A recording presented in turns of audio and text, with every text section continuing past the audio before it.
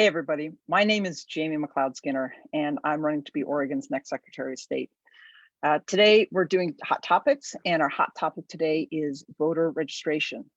I'm going to provide some information and then also answer questions either that have been emailed in previously or that you write in the comment lines. And I've got someone help me out, so she's going to write them and send those in to me. So first, a little bit of background about myself. I'm a natural resource attorney, a small business owner. I'm elected member of the Jefferson County Education Service District Board, and I was appointed by the governor to also serve on the Oregon Watershed Enhancement Board. And so I serve you all statewide in that capacity. I'm an Ashland High graduate. I've got degrees in civil engineering from Rensselaer Polytechnic Institute, a master's in city and regional planning from Cornell University, and a law degree from the University of Oregon, where I focused on water law, natural resource law, and also Indian law. I began my public service over in Bosnia and Kosovo just after the war ended, managing the reconstruction of schools and hospitals. I had come out at a young age, and back in the day, you couldn't be in the military if you were out. And so I actually worked in Bosnia and Kosovo for a humanitarian organization called the International Rescue Committee. After my time in the post-war setting, they asked me to run their refugee resettlement office in the Bay Area. So I've also got experience working with diverse and vulnerable communities, providing support services, capacity building, and then also citizenship services for diverse communities. My professional background also includes experience in organizational effectiveness, in both working for a local government as a city manager, so overseeing and working at the local level in government. And I've served in elected office for 9 years, both in urban and rural settings, and have had executive leadership roles in both nonprofits and in local government.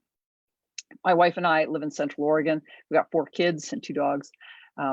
And we are doing our bit right now during this time to stay home and support those who are supporting others. So thanks to everyone who is out there and helping us get through this pandemic that we're in. And thanks to all of you who are not on the front line and are doing your bit and our bit by staying home and keeping others safe. So thank you. So I wanted to start with a little mini civics lesson about the Secretary of State, because a lot of folks don't know how important this role is and exactly what this role does. And so just a little bit of background. Oregon Secretary of State plays a critical role in making sure that government works.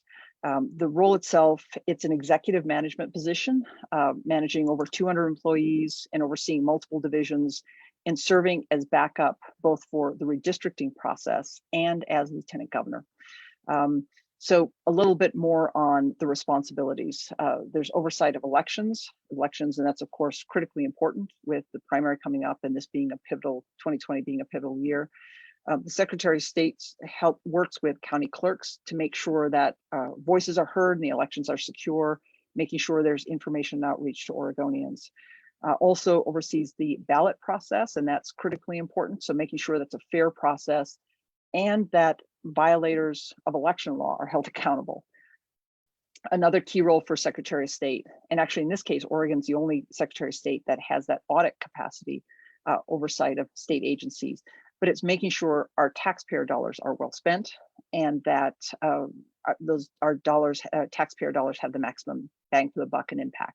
So I've been talking about making sure we have different types of audits, financial audits and performance audits, making sure the money's being spent as intended, equity audits, sustainability audits, health audits, information security audits. All of those are ways to just make sure that we're identifying what's working and what needs to change, what we can do better in government. The State Land Board, the Secretary of State is one of 3 in that role in overseeing our state lands and public waterways. And the registration of businesses, so making sure that we have information for businesses and also about businesses here in Oregon.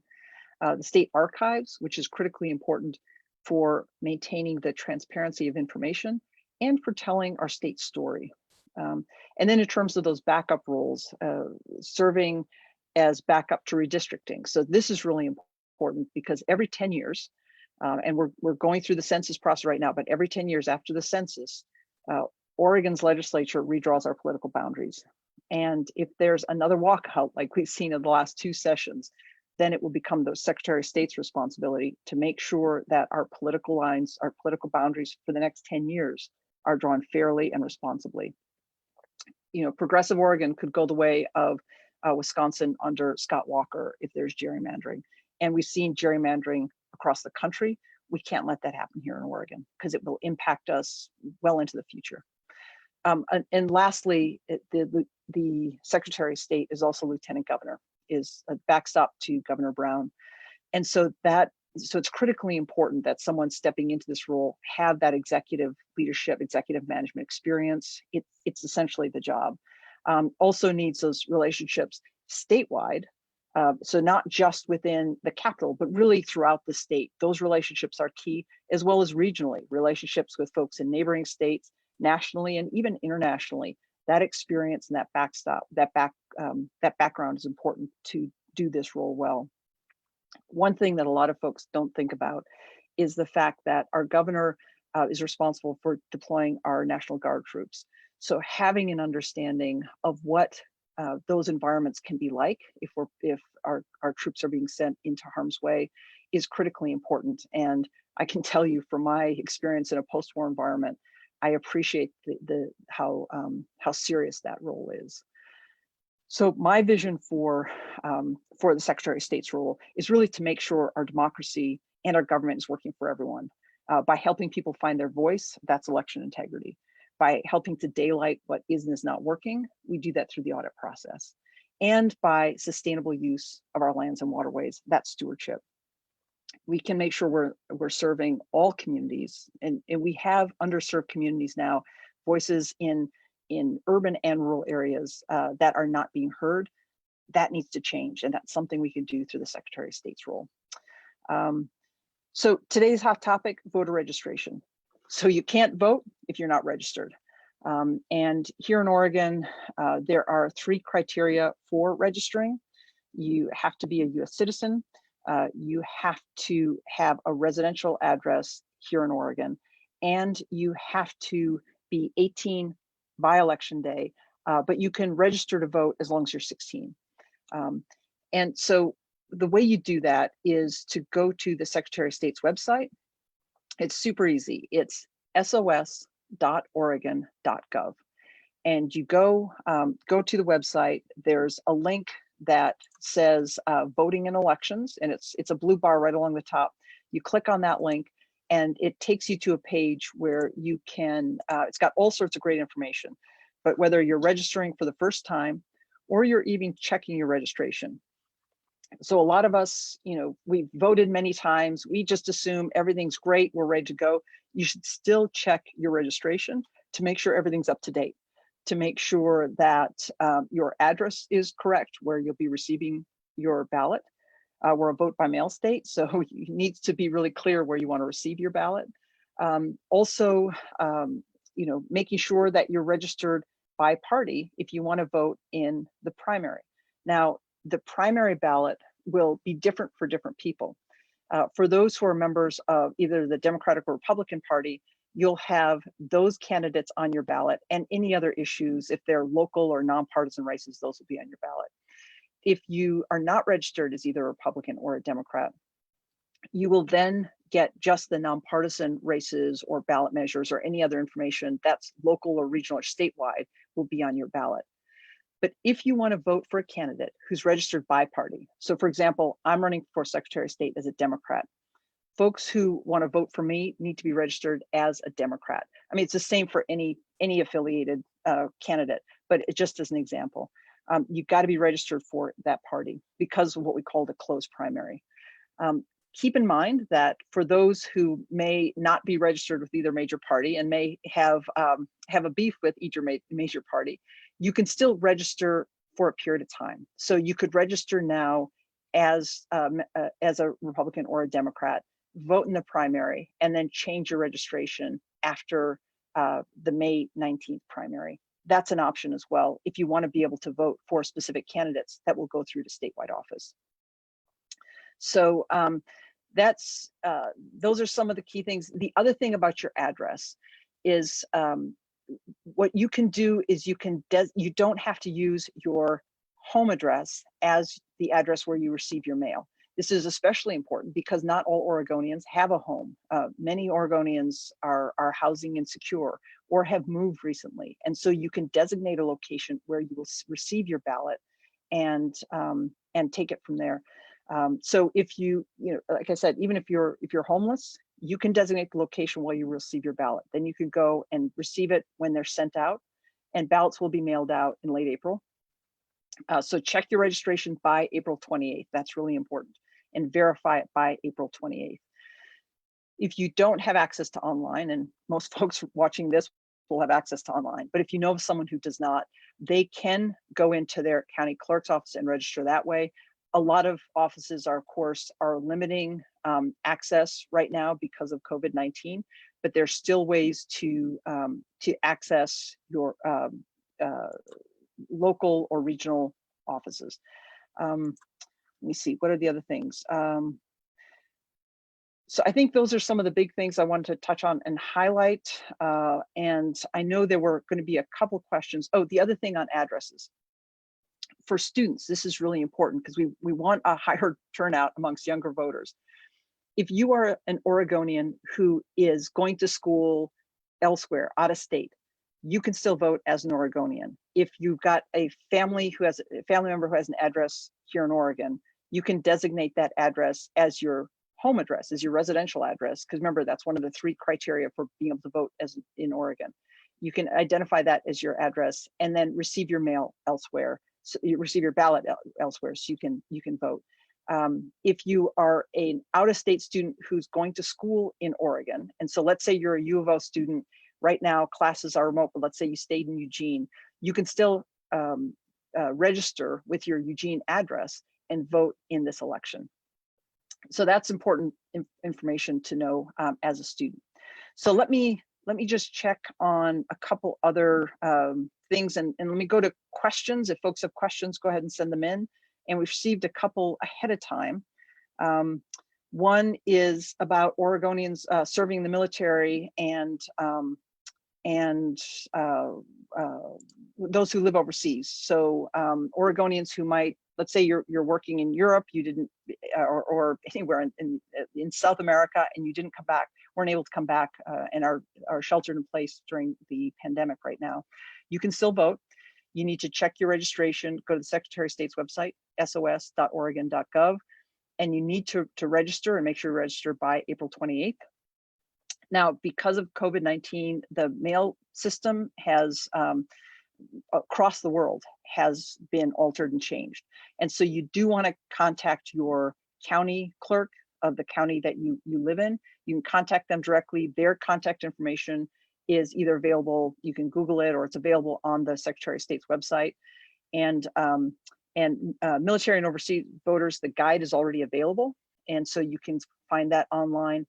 You can also, designate the specific location, like I said, where you get your ballot.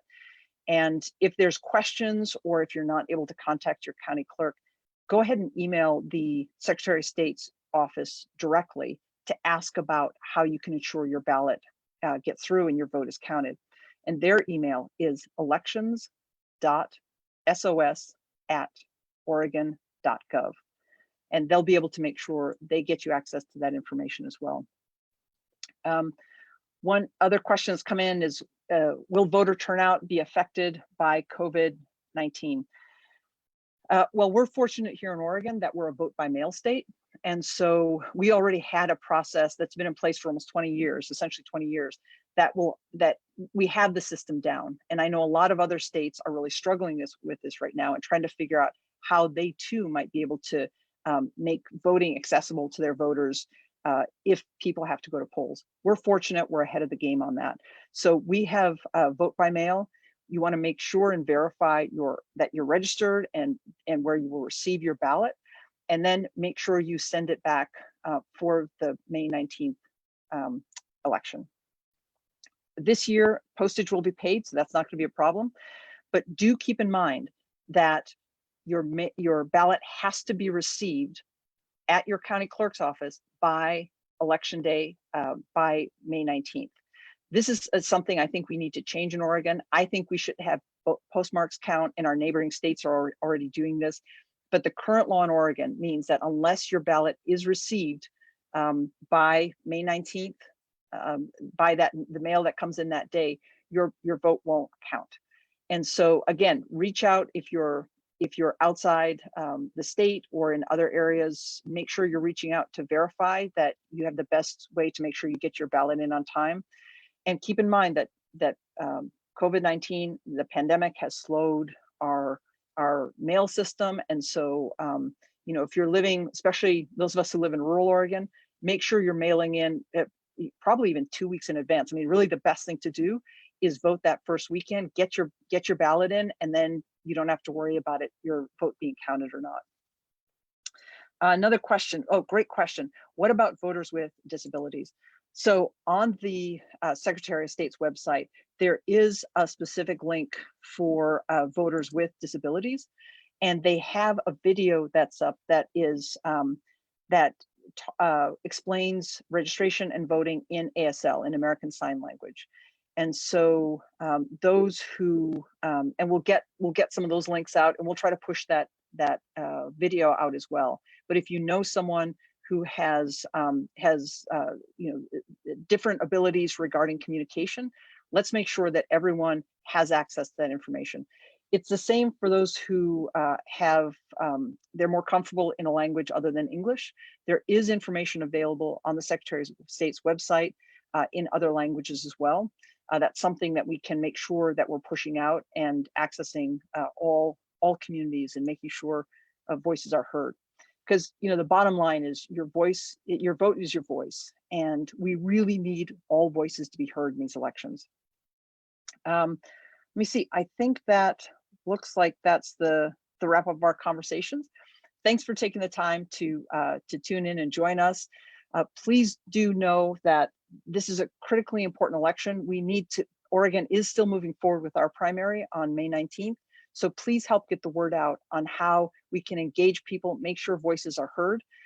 We will be doing hot topics and informational videos and live streams with key community members from now until the primary election. So please do join us. Our hot topics will be on Mondays, and then we'll have other specific topics specific to the Secretary of State's responsibilities on Wednesdays and Fridays. So we're going to be doing this 3 times a week at Monday, Wednesday, Friday at noon. Talking about different topics. If there's something you want us to talk about, shoot us an email at info@jamiefororegon.com. Thanks for taking the time. Thanks for caring about our elections. And remember, vote. Your vote is your voice. Take care, everyone.